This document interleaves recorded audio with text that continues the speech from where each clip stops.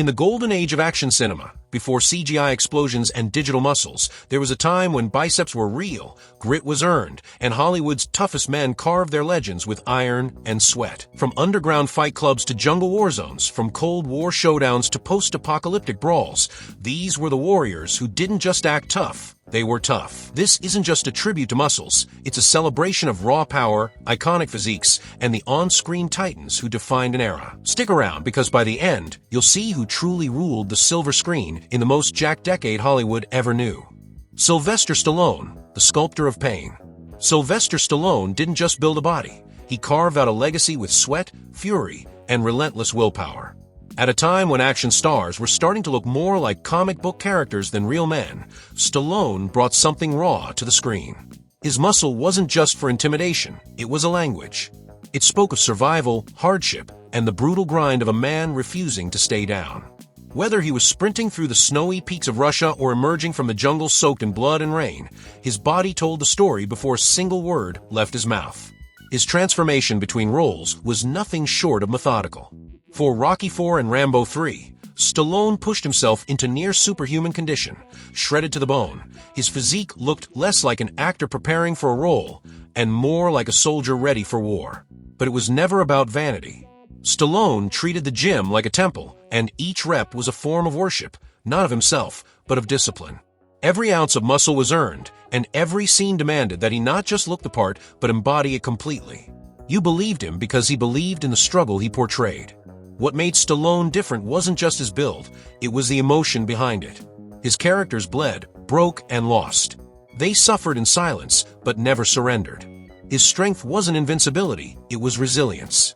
He made audiences feel like rising was more important than winning, and that made him unforgettable. Some men fought with fists, others with firepower, but the next one? He fought with something altogether different, and he never needed to say a word. Jean-Claude Van Damme, the human switchblade. He didn't just walk into a scene, he sliced through it. Precision, control, elegance wrapped in danger. While other action stars lumbered with brute force, he moved like a weapon forged in silence. His muscles weren't bloated or monstrous, they were clean, efficient, and deadly. He wasn't built like a tank. He was built like a blade. Born from the world of martial arts, his rise wasn't an accident, it was the result of tireless refinement. Years of discipline carved his body into a symmetrical sculpture of motion and power. On screen, he didn't just fight, he performed. Every high kick, every split, every controlled movement was done with the confidence of a man who knew exactly what he was capable of. He brought something new to the genre, beauty within brutality. And it shook Hollywood awake. But his strength wasn't just in the physical. Beneath the poise was pressure, the weight of expectation, the constant fight to be taken seriously beyond the novelty of his abilities. Yet with each film, he silenced critics not with words, but with action. His training montages became legends. His fight scenes were ballets of violence, calculated and cold. He didn't rely on gunfire or explosions to make his mark. His power came from within, a storm held tight under the skin. There's a moment when a man moves so fast, so precisely, that you forget he's human. He becomes something else, something honed, something dangerous. And just when you think you've seen all, someone steps into the frame who doesn't need to roar to be feared. Dolph Lundgren, cold power in human form. There was something otherworldly about him. When he stepped into the light, it was like watching a glacier move, cold, vast, and impossible to stop. His frame alone could quiet a room. Towering, broad-shouldered, and surgically built, Dolph Lundgren didn't look like an actor pretending to be a warrior. He looked like one who had been carved for the role long before the cameras rolled. His breakout moment didn't require speeches or backstory. It came in the form of pure physical presence. In a single stare, he delivered more threat than most could with a full monologue. Standing across from Hollywood's most iconic fighters, he didn't flinch, didn't blink. He simply absorbed the screen. His physique wasn't about flair or showmanship, it was about function. Clean lines, dense muscle, not one wasted inch. His body was built for utility, and that translated into roles that demanded quiet intensity over chaos. What made him even more fascinating was the contradiction. Behind the towering menace was a scholar, a man with a brain as sharp as his jab. That contrast gave his performances an edge. You knew the strength wasn't just physical, it came from calculation, control, and purpose. His movements were never wild. They were deliberate, grounded, and lethal. While others flexed, he imposed. He didn't need theatrics to be feared. He stood still, and you understood everything. In an industry obsessed with volume, he mastered silence. And somewhere in that stillness, you realize the most dangerous men don't need to act tough, they just are. Some men arrive with fury. Others arrive with fire. But then there are those who bring only silence, and in that silence, you feel the chill of something unstoppable. Carl Weathers, athlete turned warrior. He didn't come from the world of stagecraft or stunt choreography. He came from the field, real sweat, real grit, real competition. Carl Weathers carried with him the spirit of an athlete, the kind that didn't just understand physicality, but lived in it. When he transitioned from professional football to the silver screen, he brought more than a powerful build. He brought the energy of someone who had already fought for everything he had. There was no pretense in the way he moved. His physique was functional, shaped not just by training, but by purpose.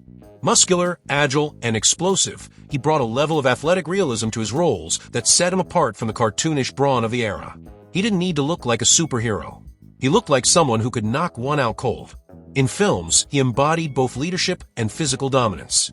His characters were never background muscle. They stood tall, spoke sharp, and held command with every word and every move. What made him truly magnetic was the way he combined power with charisma. Whether he was in the ring, the jungle, or facing off against something not entirely human, he never seemed intimidated. He brought confidence that wasn't loud but undeniable, the kind that came from real-world experience. His physical presence was matched by intensity, not just in action, but in expression. You believed he'd been through battles long before the camera turned on. And just when the dust settles and you think you've seen strength in its purest form, someone else steps forward, not with a smile or a speech, but with mass and menace shaped by myth. Lou Ferrigno, the quiet giant. Before he ever delivered a line, his size did the talking. Lou Ferrigno didn't walk into Hollywood, he loomed over it. At a staggering 6'5" and packing a frame that seemed forged from granite, he looked less like a man and more like a force of nature. In an industry full of tough guys, Ferrigno didn't have to prove anything. His presence alone changed the temperature of a room. Long before his name rolled through the credits, he had already conquered a different arena. A bodybuilder of legendary status, he competed against the best and earned his place through raw power and discipline. His physique was unmatched, wide as a doorway, thick with years of unrelenting effort. But what set Ferrigno apart wasn't just the mass. It was the control, the quiet intensity beneath the size. He didn't flail, didn't rush. He moved with the deliberate certainty of someone who had nothing to prove. On screen, that presence became mythic.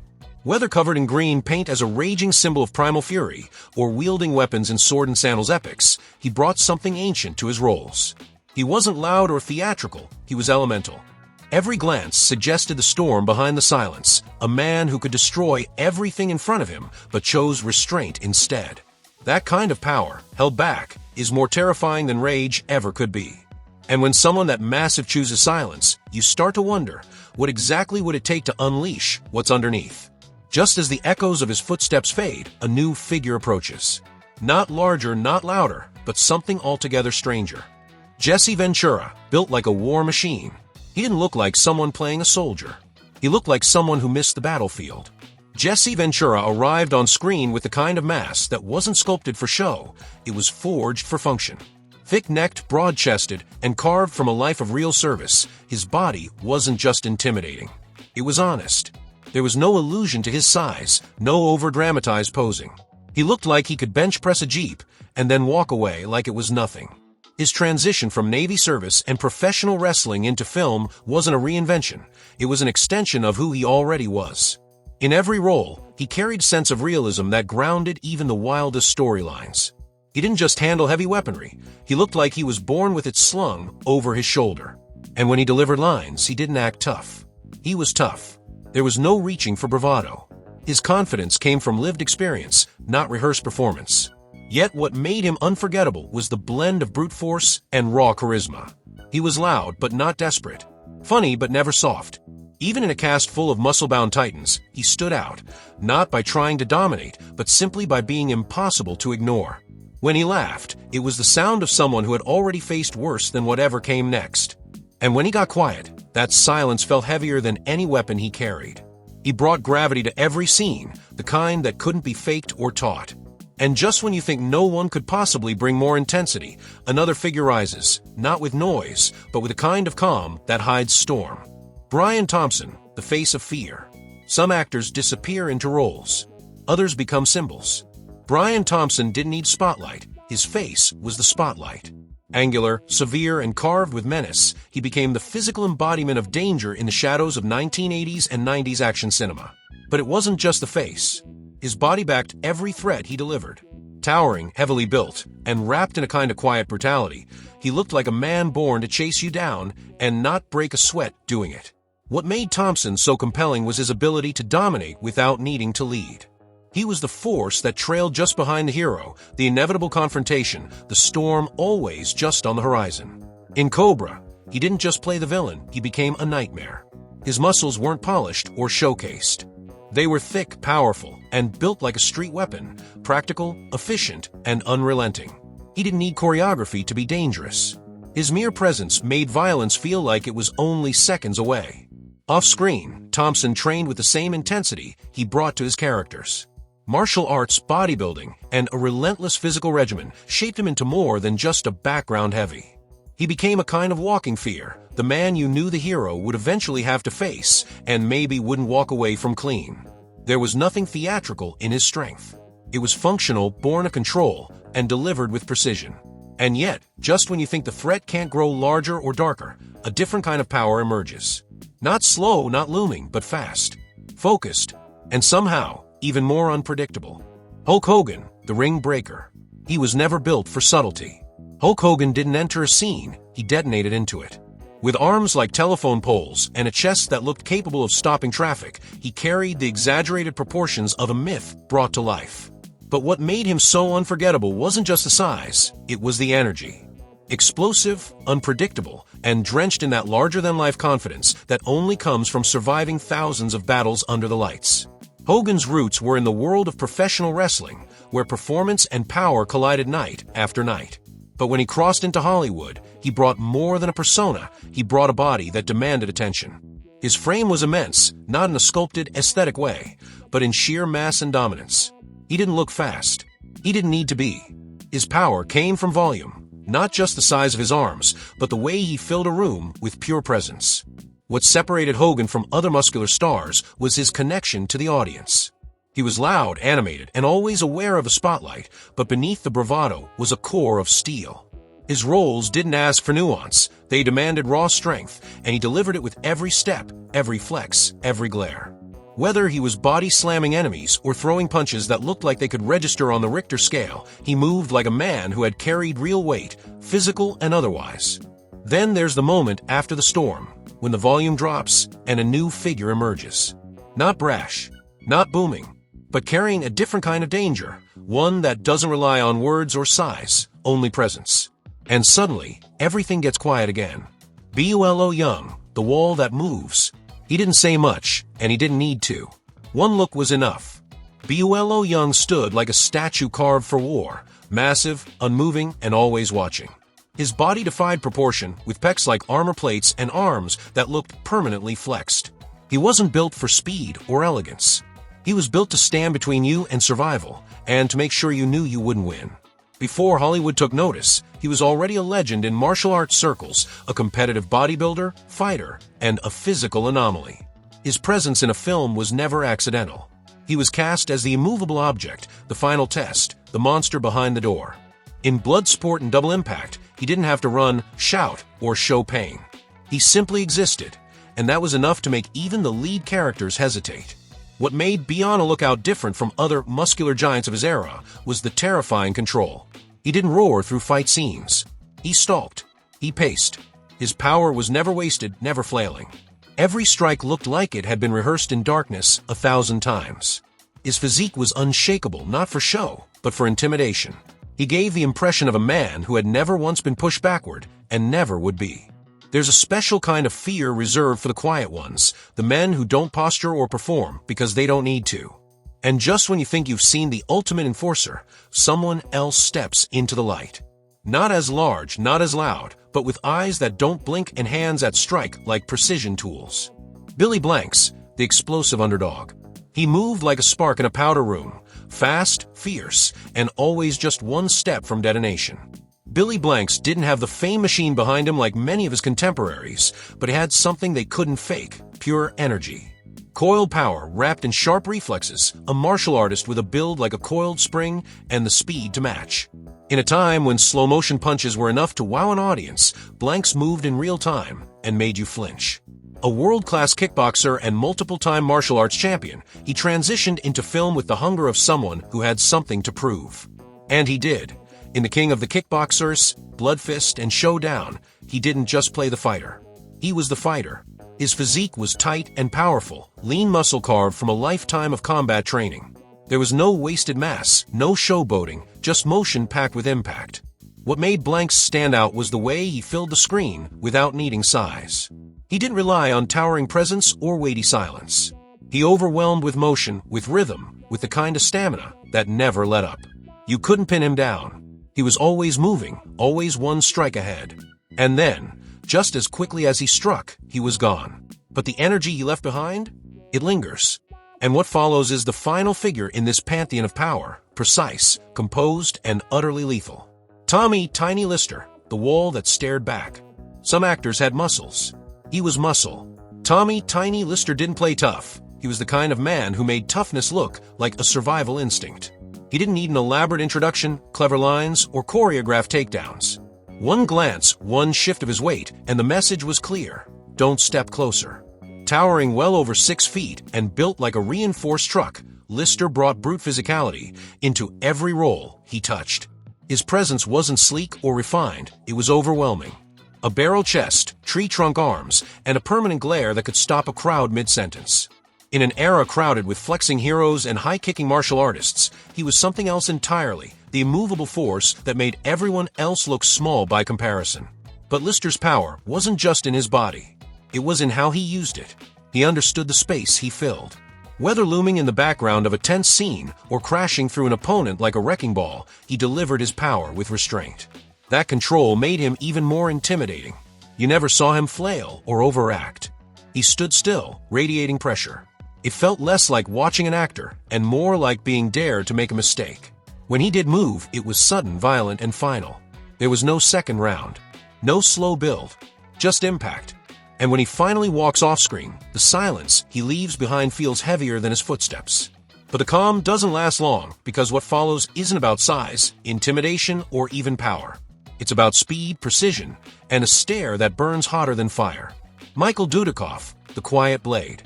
He wasn't the biggest. He didn't need to be. Michael Dudikoff moved through the chaos of 1980s action cinema like a phantom, fast, focused, and unshakably cool.